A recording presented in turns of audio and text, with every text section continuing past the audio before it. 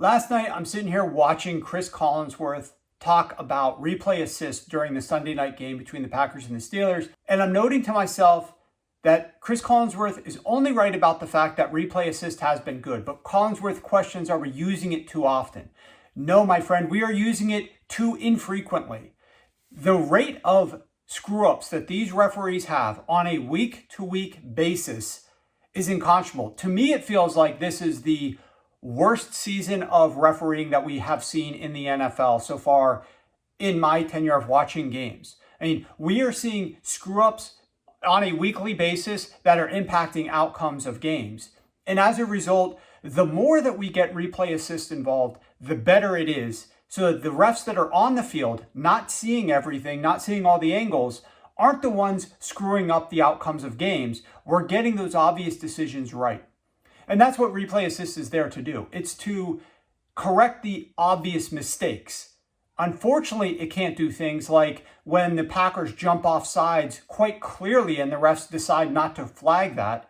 It can't correct things like that, but it can correct a variety of other things and has been doing that on seemingly a game-to-game basis for the better in the NFL. And I applaud that. That's a good thing. The biggest issue that I have so far, and we saw two key examples of this rear their head this past weekend, was the issue of forward progress and whistles, or lack thereof. We'll talk about that in a second. But when the referees screw things up and blame it on forward progress being ruled or a whistle was blown, that's the part that bothers me. Now, replay assist apparently can't do anything to correct that. If a coach throws a challenge flag like Brian Daboll did, nothing can be corrected as a result of that. But let's talk about the two examples this weekend. The first was the Philadelphia Eagles on the tush push. Jalen Hurts reaches the ball. He's trying to reach the ball forward to gain more yards, and the ball is clearly ripped right out of his hands, grabbed by the defense. There's no question that Jalen Hurts is not on the ground yet.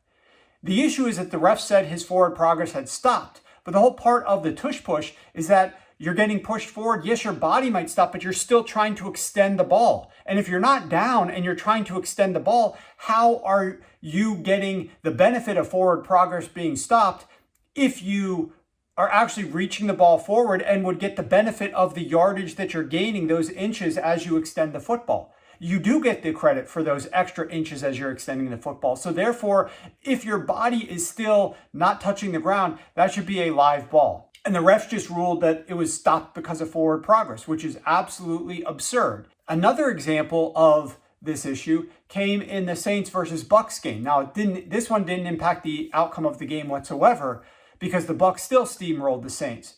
But I think it was Chris Olave caught the ball. It was immediately ripped out of his hands by Antoine Winfield onto the ground. Winfield grabbed it, picked it up, and ran it in for a touchdown. And the ref said that the whistle had blown. And then they went back and replayed it. The broadcast team replayed it. And there was no whistle whatsoever.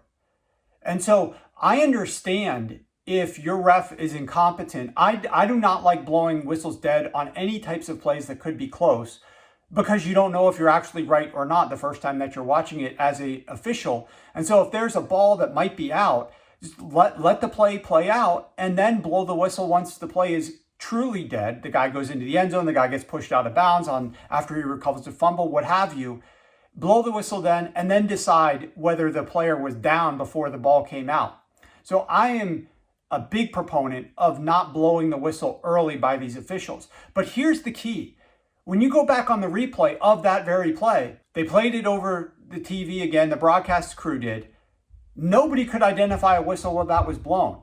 Neither of the two announcers, we didn't hear a single thing. They were jacking up the sound as high as they can. There was no whistle that was blown. I think they bring in the replay, the referee analyst for, I don't know if it was Fox or what broadcast network that was.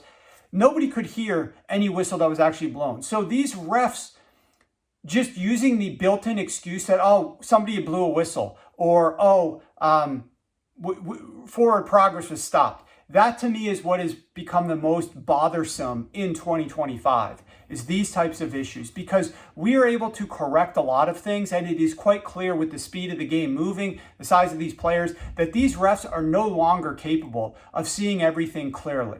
And that's fine. You know, they're 6 humans or 7 humans, how many there are on this crew, they can't keep up with everything in real speed. So be it.